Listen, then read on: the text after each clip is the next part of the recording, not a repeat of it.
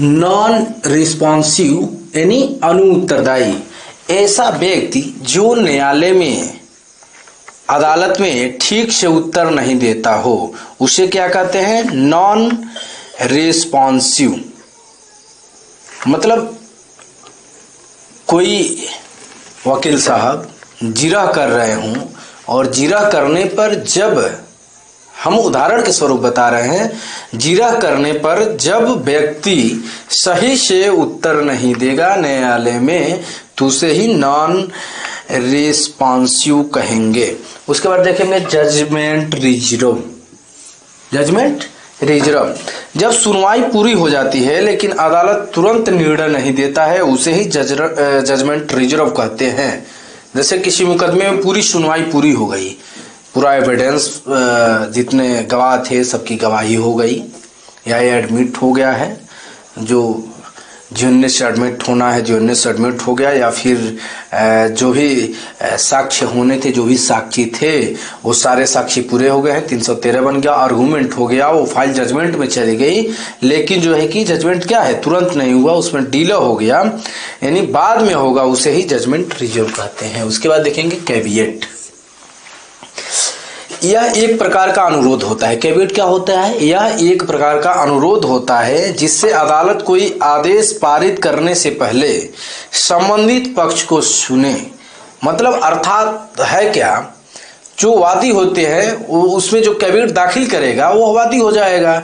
तो जो कैविएट दाखिल करता होता है, वादी होता है, उसकी बात जो है कि वह अनुरोध करता है कि हमारी बात पहले सुन ली जाए और कोई एक तरफा आदेश न किया जाए, इसलिए जो है कि यही कैविएट होता है और इसी के लिए लोग कैविएट दाखिल करते हैं कि हमारी पक्ष, हमारी बात सुन लिया जाए। उसके बाद देखेंगे कैपिटल पनिशमेंट यानी मृत्युदंड। ये क्या है, देखिए सबसे बड़ा जो है कि कठोर सजा ये जो है कि फांसी की होती है, और आपने हमने फांसी बता दिया तो आप समझ गए कि मृत्युदंड, यानी मृत्युदंड जब मिलता है, जो फांसी की सजा मिलती है, ये सबसे बड़ा सजा होता है। और 302 जो है कि जो व्यक्ति किया रहता है उसको जो है कि उदाहरण के स्वरूप बता रहे हैं, उसको फांसी की सजा सुनाई जाती है या आजीवन कारावास। हम तो आगे उसी में आ रहे हैं, लाइफ इम्प्रिजमेंट यानी आजीवन कारावास। तो हमने बताया जो है कि कैपिटल पनिशमेंट को, मृत्युदंड को, और आजीवन कारावास हम दोनों को बता रहे हैं। यानी जब 302 में यानी मामला जो है कि हत्या का रहेगा, कत्ल का रहेगा, उसमें जो है कि जब मृत्युदंड अगर नहीं मिलेगा तो यहाँ पे आजीवन कारावास, कम से कम यहाँ पे आजीवन कारावास मिल जाएगा। यानी लाइफ जो है कि एम्प्रिजमेंट है उनमें जो है कि आपको मिल जाएगी। नहीं, किसी अपराधी को पूरी जिंदगी जेल में रखने की सजा को ही आजीवन कारावास कहते हैं। उसके बाद देखेंगे प्रोसीडिंग्स यानी जो है कि कार्यवाही। अदालत में चल रही विधिक प्रक्रिया को ही प्रोसीडिंग्स कहते हैं। अदालत में जैसे जो कानूनी आपके मुकदमे में जो कार्यवाही चल रही हैं उसी को जो है कि क्या कहते हैं, प्रोसीडिंग्स कहते हैं। उसके बाद सूट या केस यानी वाद।